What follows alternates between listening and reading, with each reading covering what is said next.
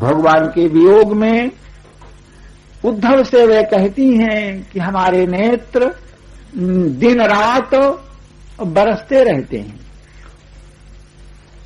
प्रकृति में तो वर्षा की ऋतु 2-4 महीने के लिए आती है, लेकिन सदा रहत पावस ऋतु हम पर, हमारे ऊपर तो वर्षा की ऋतु सदा सर्वदा रही आती है।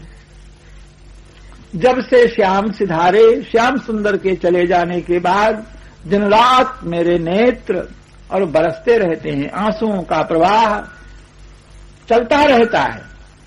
कंचुकी पट सूखल नहीं पावत, ये वस्त्र हमारे सूखने नहीं पाते हैं। क्यों? तो उर्बिच बहत पनारे,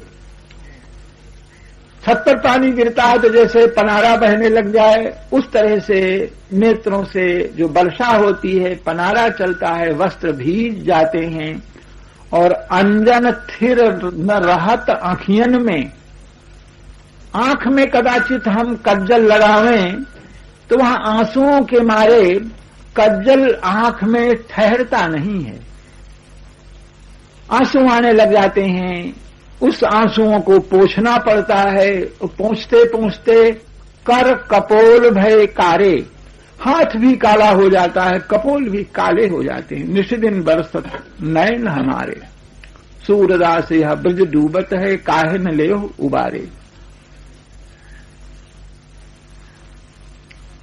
तो भक्ति रस रूपा को स्वरूप यह है छविसार, चारु हरि नाम लेत अंशुमन झरी है। श्री प्रियादास जी महाराज ने अनंत शास्त्रों में अनंत संख्या के द्वारा जिसका वर्णन किया गया, उसे कवित्व के एक चरण में कह करके रसरूपा भक्ति के स्वरूप का संकेत किया, दिग्दर्शन कराया। अब भगवान का नंबर आया। भगवान किसको कहें, कौन भगवान है? विष्णु पुराण आदि में भगवान षड ऐश्वर्य संपन्न भगवान को कहा जाता है। जो विद्या अविद्या को जानने वाला, माया का पति और जीवों की आगति गति, कौन सा जीव कब कहां कैसे आया, कब कैसे जाएगा, ये सब अखंड ज्ञान जिनको है उनको भगवान कहते हैं। विष्णु पुराण का लक्षण है कि ऐश्वर्यस्य समग्रस्य धर्मस्य यशसः स्त्रियः ज्ञान वैराग्योश्चैव शरणाम भग इतीरणा। भगवान शब्द का अर्थ होता है कि भग वाला, जिसको भग है उसी को भगवान कहेंगे। तो भग किसे कहते हैं? तो 6 प्रकार के ऐश्वर्यों का नाम भग होता है। और ऐश्वर्य से समग्र से, समग्र माने होता है संपूर्ण, तो समग्र से यह विशेषण सबके साथ है। समस्त ऐश्वर्य और धर्म से समस्त समग्र धर्म और समस्त यश और सारी लक्ष्मी और ज्ञान वैराग्य, समग्र ज्ञान और समग्र वैराग्य, ये 6 जो वस्तुएं हैं, यह पूर्ण रूप से जिसमें निवास करती हैं उसको भगवान कहा जाता है। भगवान षडैश्वर्य संपन्न है, 6 प्रकार के ऐश्वर्यों से और भगवान संपन्न है। उन्हीं का नाम भगवान, भगवान इति शब्द थे, उन्हीं को भगवान, परमात्मा, ब्रह्म, अनेक नामों से उनको पुकारा जाता है। षडैश्वर्य संपन्न है। और ये 6 प्रकार के ऐश्वर्य दूसरे देवी देवताओं में, दूसरे जीवों में भी उनकी झलक पाई जाती है। वह कहां से आई? तो सीकरते त्रैलोक सुपासी, जल में सींक डुबा करके छिड़क दीजिए तो जल का एक सूक्ष्म कण गिरेगा। तो भगवान के उस समुद्र स्वरूप जो उनके षडैश्वर्य हैं, उनमें से एक सीकर से, और तीनों लोग जो हैं वह सुपासी हैं। भगवान का जितना ज्ञान के समुद्र, समग्र ज्ञान तो भगवान को है, लेकिन उस भगवान के ज्ञान के एक सीकर से, और तीनों लोकों में देवी देवताओं का, जीवों का सारा ज्ञान उस सीकर से है। सीकर ते त्रैलोक सुपासी। इसी तरह से बल, वीर्य, शोभा, संपत्ति, यश, ऐश्वर्य एक सीकर से सब जगह जो है विश्व ब्रह्मांड में है, और उसके अथाह अनंत समुद्र षडैश्वर्य के लाडली लाल हैं, सरकार हैं, भगवान हैं। ये भगवान का लक्षण कहा गया है। लेकिन भक्तमाल का जो भगवान, भक्तमाल में उस अपने भगवान के लक्षण को एक विभिन्न प्रकार से उनकी परिभाषा करते हैं। वही भगवंत संत प्रीति को विचार करे, धरे दूर ईशताहु पांडुन सो करी है। हम उसको भगवान कहेंगे। 6 प्रकार के ऐश्वर्यों से संपन्न भगवान अपने अहंकार में अगर बैठा रहे तो काहे का भगवान, हमारे किस काम का भगवान। हम तो भगवान उसको कहेंगे जो संत की, भक्त की प्रीति पर विचार करे, प्रीति के अधीन हो जाए, प्रीति का विचार करे। और प्रीति को विचारने के बाद नहीं तो विचारे संत महात्मा, आखिर जीव ही तो ठहरे साधु संत। तो इनमें भगवान के प्रति प्रेम हुआ, और उस प्रेम को अगर भगवान गिने नहीं, स्वीकार नहीं करें, तो इतने बड़े महापुरुष भगवान को वह संत कैसे पालेगा। संत की सामर्थ्य क्या है, जीव की सामर्थ्य क्या है कि वह भगवान तक पहुंच जाए।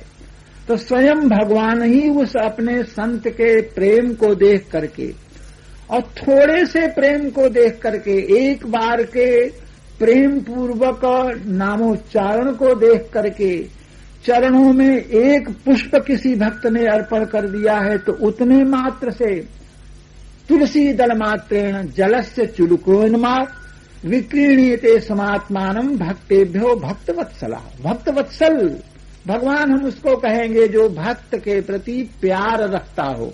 और प्यार रखने वाला भगवान अगर एक तुलसी दल कोई प्रेम पूर्वक चढ़ा दे, एक चुल्लू जल भगवान के लिए अर्पण कर दे, तो उसके बदले भगवान अपने सर्वस्व को और दे डालते हैं।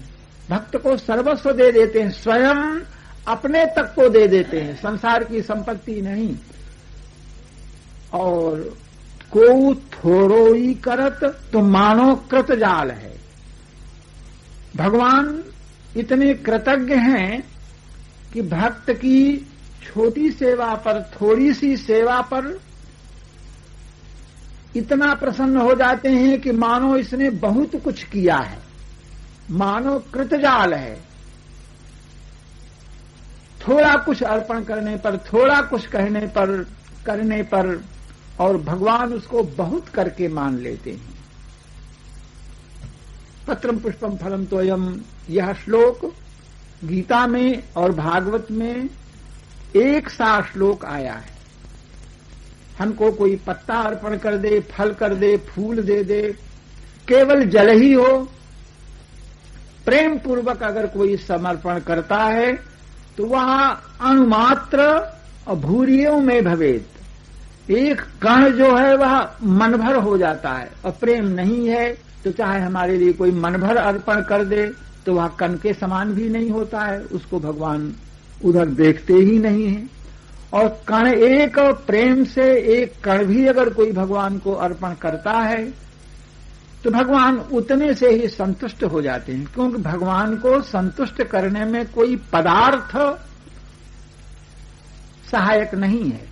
भगवान तो भक्ति के ऊपर, प्रेम के ऊपर और प्रसन्न होते हैं, पदार्थ के ऊपर, वस्तु के ऊपर नहीं। हृदय के प्रेम को भगवान देखते हैं। प्रेम से सुदामा जी ने 4 मुट्ठी चूड़े अर्पण किए,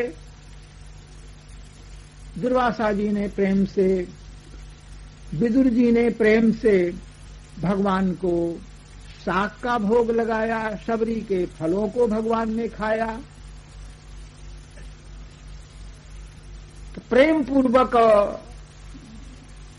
संत के अर्पण किए हुए पदार्थ को बहुत करके मान लेने वाला हमारा भगवान है। संत प्रीति को विचार करे और प्रीति को विचार करके अपनी प्रभुता की, ईश्वरता की और न देखे, ईश्वरता का त्याग कर दे, ईश्वरता को छोड़ करके भक्त के अधीन हो जाए, भक्त के पास आ जाए।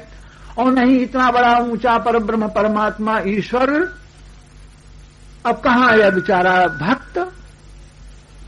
तो प्रेम जो होता है वह समानता में होता है। एक बहुत छोटा हो और एक बहुत बड़ा हो तो प्रेम निभ नहीं सकता है। प्रेम तब निभता है स्ववर्गे परमा प्रीति, अपने वर्ग में समानता में प्रेम होता है। तो भगवान अपने भक्त से प्रेम करते समय अपनी ईश्वरता को, प्रभुता को दूर रख देते हैं और दूर रख करके भक्त के समीप आ जाते हैं, छोटे बन जाते हैं, अपने बड़प्पन का त्याग कर देते हैं और भक्त से प्रेम करते हैं। उसी तरह से जैसे पिता माता वात्सल्य प्यार में आकर के छोटे शिशु बालक को उसको प्यार करने लग जाते हैं, तो प्यार करते समय तोतली भाषा बोलने लग जाते हैं। बालक की सामर्थ्य नहीं है कि वह पिताजी की गोद में चढ़ जाए अथवा पिताजी के कंधे पर बैठ जाए, सिर पर बैठ जाए, ये बालक की सामर्थ्य नहीं है। लेकिन पिता का प्यार ऐसा होता है कि वात्सल्य में आकर के वह गोद में ले लेता है, कंधे पर बैठाता है, सिर पर रख लेता है। इसी तरह से भगवान, संत की क्या सामर्थ्य, जीव की क्या सामर्थ्य कि भगवान तक वह पहुंचे, भगवान को प्राप्त कर सके। लेकिन भगवान स्वयं ही अपनी ईश्वरता को दूर करके और भक्त के निकट आ जाते हैं, भक्त से प्रेम करते हैं। तो प्रश्न होगा कि भगवान ने क्या कहीं अपनी ईश्वरता को दूर रख करके किसी भक्त से प्रेम किया है क्या? अगर किया है तो बताओ। तो प्रियादास जी कहते हैं कि पांडुन सो करी है। भगवान ने अपने प्रेमी भक्त पांडवों से और प्रेम किया। उस समय केवल पांडवों से नहीं, अन्यत्र भी भगवान ने अपनी ईश्वरता को दूर रखा। लेकिन पांडवों का दृष्टांत ज्वलंत दृष्टांत है। पांडवों के साथ प्रेम करने में भगवान श्री कृष्ण ने अपनी ईश्वरता को दूर रख दिया। रथ हाँकना ईश्वर का काम नहीं है। भगवान श्री कृष्ण सारथी बने। रथ में सारथी के बैठने का स्थान ऊंचा होता है, सारथी का बैठने का स्थान नीचा होता है, नीचे बैठता है। और रथी, युद्ध करने वाला रथी ऊपर बैठता है, क्योंकि सारथी अगर आड़े आवेगा तो बाण बनाते नहीं चले, बाण चलाते नहीं बनेगा। इसलिए सारथी को नीचे बैठना पड़ता है और रथी वह ऊंचे बैठता है। तो अर्जुन के बैठने का स्थान रथ में ऊंचा है और भगवान नीचे बैठे हुए हैं। अर्जुन पैरों को लटका करके अर्जुन ने रखा है, बाण चलाता है। और अर्जुन के मन में कभी यह इच्छा होती है कि हमारा रथ दाहिनी ओर मुड़े, बाईं ओर मुड़े, तो वहां वाणी से आदेश देने का अवकाश नहीं रहता है। तो जिस तरह से महावत हाथी को चलाते समय अपने अंगूठे से हाथी की कनपटी में इशारा करता है, इधर से इशारा किया झट हाथी घूम जाता है, इधर अंगूठे से कनपटी में पैर के अंगूठे को लगाता है तो हाथी झट घूम जाता है। संतों का, लोगों का कहना है कि अर्जुन को भी कभी आवश्यकता पड़ने पर वे अपने चरण के अंगुष्ठ से भगवान के सिर में स्पर्श करा करके आदेश देते थे, संकेत करते थे कि रथ को दाहिनी ओर घुमाओ, रथ को बाईं ओर घुमाओ। ईश्वरता को भगवान ने दूर रख दिया था।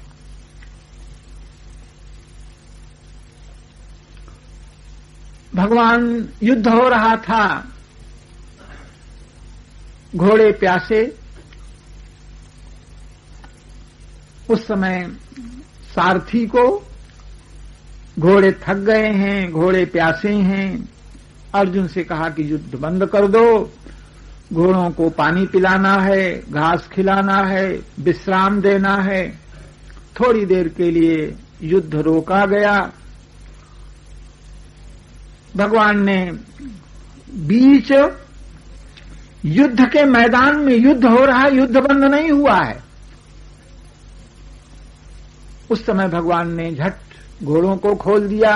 अब पानी कहां से आवे?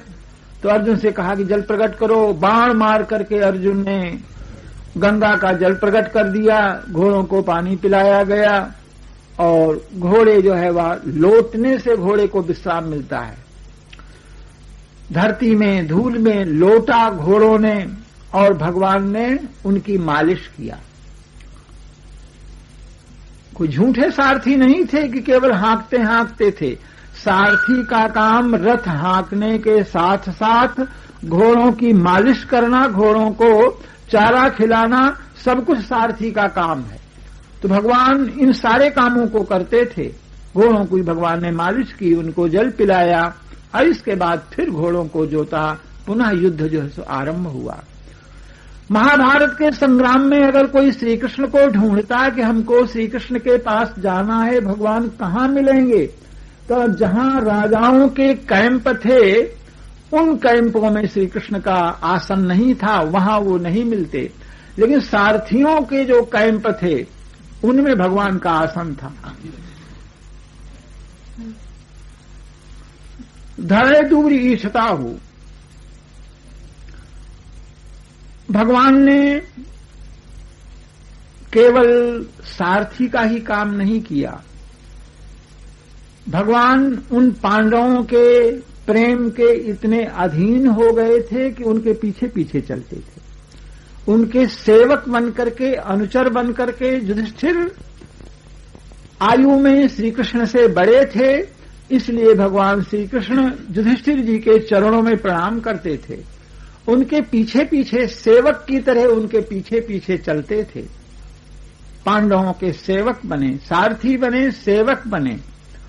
और फिर संधि का प्रस्ताव लेकर के गए तो भगवान दूत बने। पांडवों के दूत बनकर के भगवान दुर्योधन की सभा में पहुंचे और दौत्य कर्म को किया।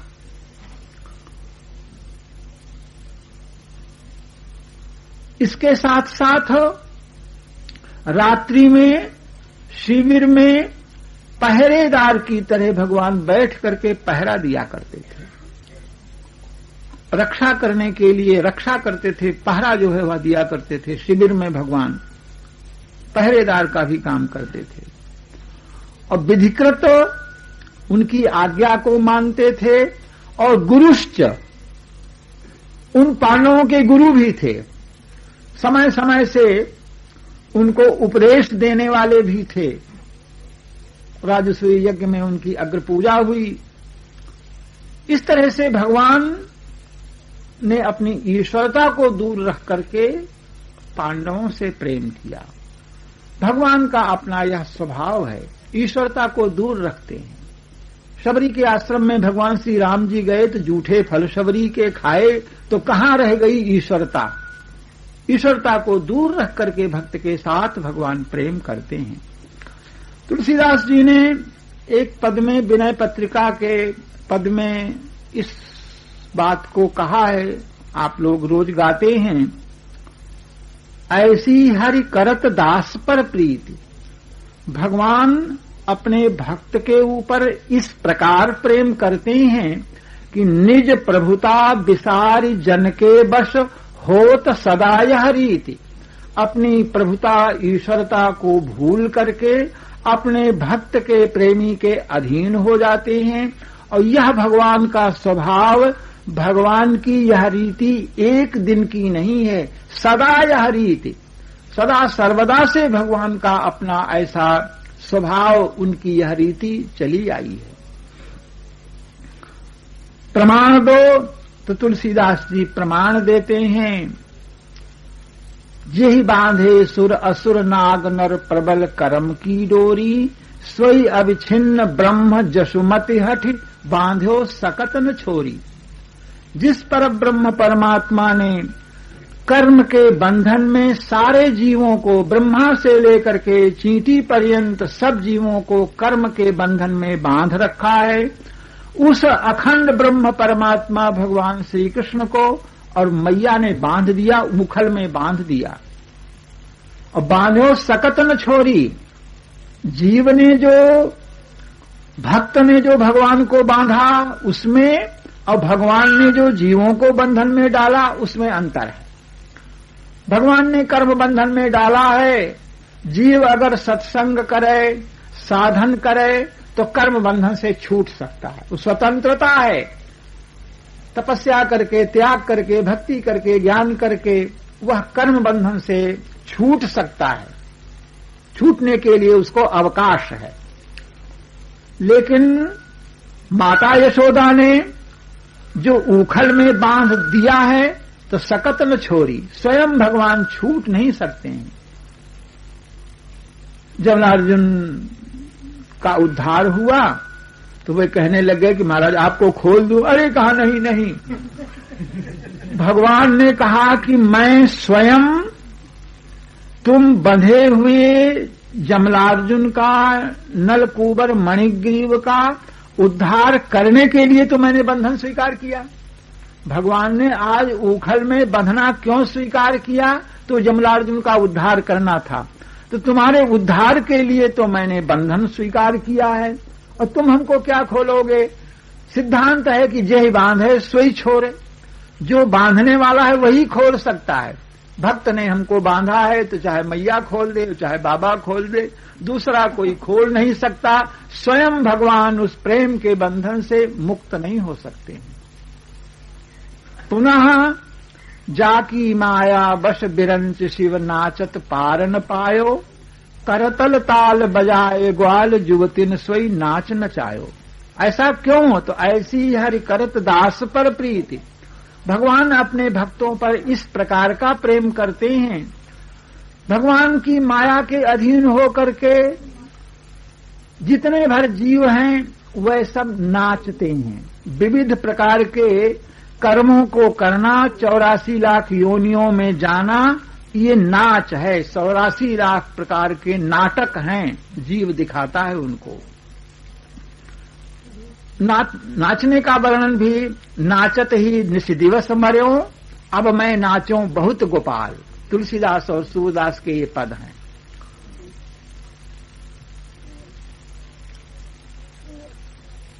रहीम ने एक जगह अपने नाचने का वर्णन किया है तो उन्होंने कहा कि व्योमाकाश खखाम्बराधि बसवस्त्वत् प्रीते अद्यावधि। आज तक मैंने आपको 84 लाख नाटक दिखाए हैं। 84 लाख योनियों में जा जा करके आपको 84 लाख नाटक नृत्य मैंने दिखाए हैं, और मेरे इन नाटकों को, नृत्य को देख करके अगर आप प्रसन्न हो गए हो तो हमारी इच्छा को पूर्ण करो। मैं जो चाहता हूं हमको वह इनाम दो, और कदाचित हमारा यह नाटक तुमको अच्छा नहीं लगा तो हमको आज्ञा दे दो कि खबरदार अब ऐसे नाटक मत दिखाना।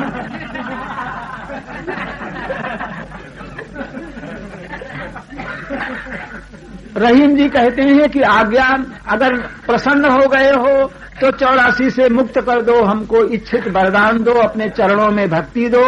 और अगर तुमको हमारा नाच अच्छा नहीं लगा तो कह दो खबरदार अब ऐसे नाटक न दिखाना, 84 में मत जाना।